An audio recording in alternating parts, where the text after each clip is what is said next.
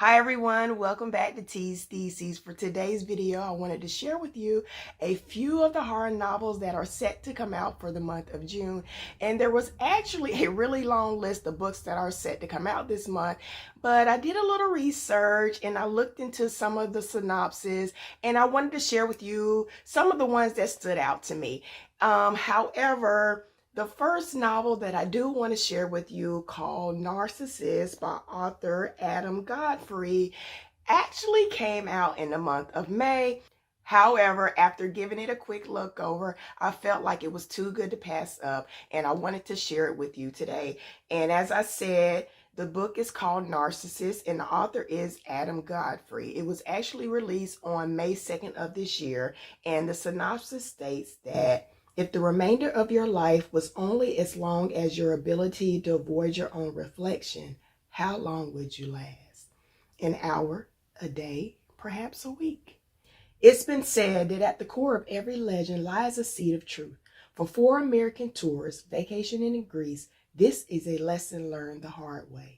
When the group sets out to find a subterranean pool that's rumored to be one by which the demigod Narcissus once wasted away in self-obsession, what started as a fun excursion quickly escalates into a full-blown nightmare. After looking into the waters of the pool, they come to find their own reflections have become infected by an ancient evil. As they are picked off one by one by a malevolence that resides in the reflective world, those remaining race to find a way to bring the nightmare to an end before it takes them all. In the meantime, all they have to do is avoid their own reflection. So I thought this novel would be pretty cool. I'm not really sure how horrific it is actually going to be, but I was thinking, most of us know someone in our life who we consider to be a bit narcissistic.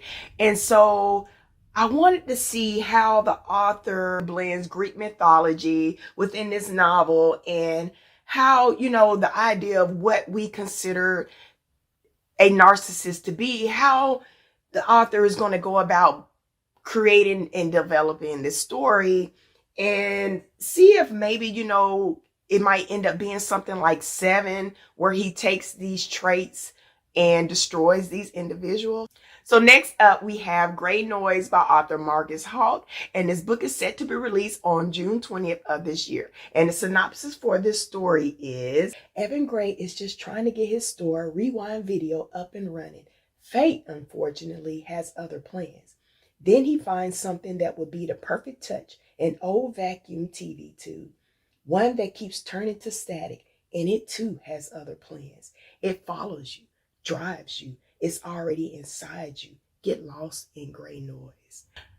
So my first thought after reading this synopsis are old 1980 horror movies where you have people bringing these things into their home, whether it's an old doll, an old refrigerator, a book, or a television set, and the thing entails this entity inside it, and they bring it into their home unknowingly, and it ends up wreaking havoc into their life.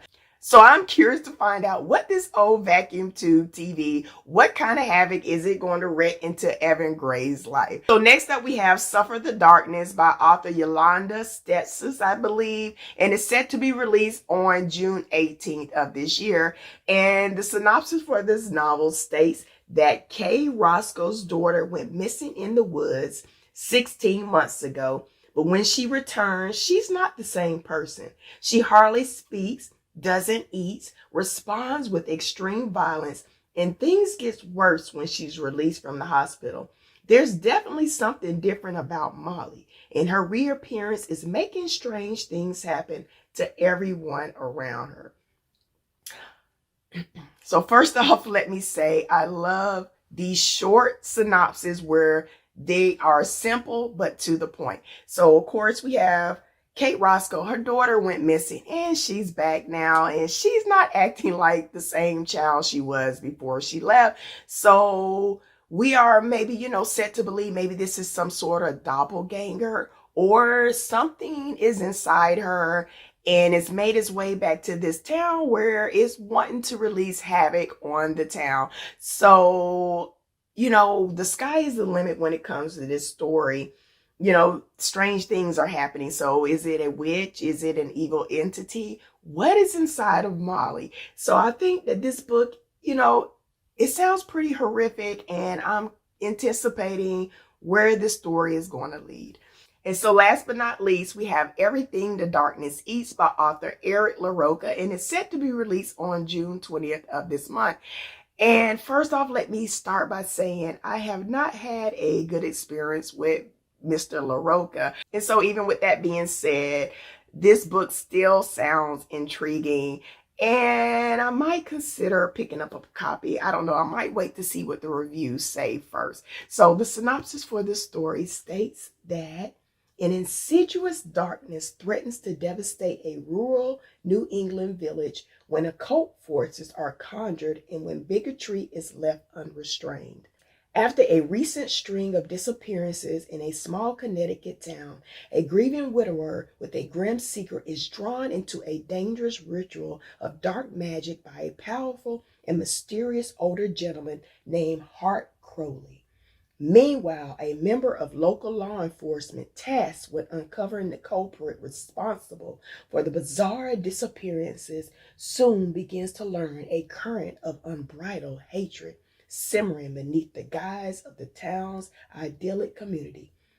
A hatred that eventually burst and forever changed the lives of those who once found peace in the quiet town of Henley's Edge.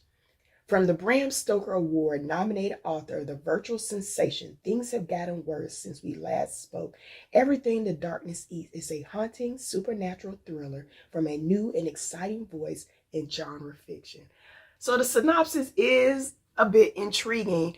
One of the things that I think about when I read it is the Salem witch trials. You know how you have people pointing fingers at others, calling them witches, and the trials that went on involving the village, all the havoc that this entail within these communities. And so when you hear about that, all this hatred is going on inside this community, it makes you wonder, are people practicing dark magic to get revenge on someone who they think has come against them? I'm just curious. I mean, I don't know. As I said, I don't really have a good relationship with LaRocca after the Things Have Gotten Worse Since We Last Spoke book. But I don't know, maybe he has decided to go in a different direction. But as I said, I am going to wait to see what the reviews say before I make up my mind on reading this novel. But I am intrigued to find out what is happening. I do want to find out in some way. And unless somebody gives one of those really in-depth reviews where they tell everything, I might have to pick up the book for myself.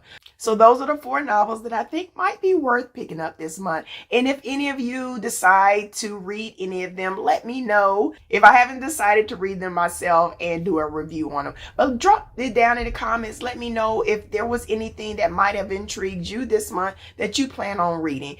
So that ends today's video. Thank you again for sticking around. And until next time, you guys take care, stay safe, and try to do something nice for a stranger so we can all do our part to make this world a better place.